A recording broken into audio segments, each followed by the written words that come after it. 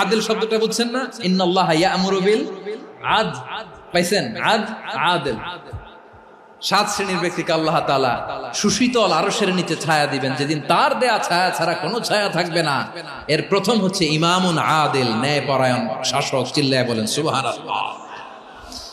আবার বিশ্বনবী বললেন, ইন্নাল মুকসিতিনা ইনদাল্লাহি আলা মানাবিরা মিন নূর আন ইয়ামিনির রহমান। কিয়ামতের দিন যারা ন্যায় পরায়ণ হিসেবে আল্লাহর সামনে দাঁড়াবে, কিয়ামতের দিন রব্বুল আলামিন তার আরশের ডান দিকে ওই ন্যায় পরায়ণ লোকদের জন্য আরশের ডান দিকে একটা নূরের মিম্বারে তাদেরকে বসার সুযোগ করে দিবে। আল্লাহর আরশের ডান দিকে ন্যায় পরায়ণ লোকদের জন্য আল্লাহ তাআলা নূরের মিম্বার বানাবে। 4টে কেন কথা মনে করেছেন? আল আদাল, জাস্টিস। ইন্নাল্লাহা ইয়া'মুরু বিল আদল। আল্লাহ তাআলা এই আদালতের নির্দেশনা দেন।